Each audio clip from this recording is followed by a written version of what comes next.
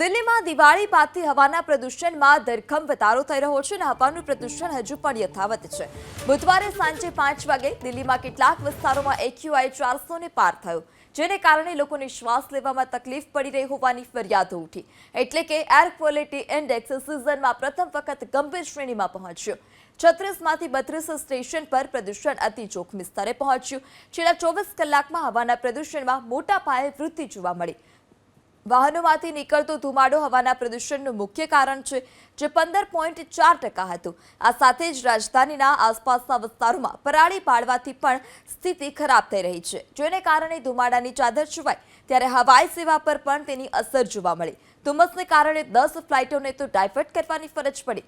એટલું જ નહીં, અનેક ફ્લાઇટના સમયમાં વિલંબ પણ થઈ રહ્યો છે. મુસાફરોને હાલાકી ભોગવવાનો વારો આવ્યો. આ સાથે જ લઘુત્તમ તાપમાનમાં પણ ઘટાડો થયો છે અને દિલ્હીમાં 27.8 ડિગ્રી લઘુત્તમ તાપમાન નોંધાયું.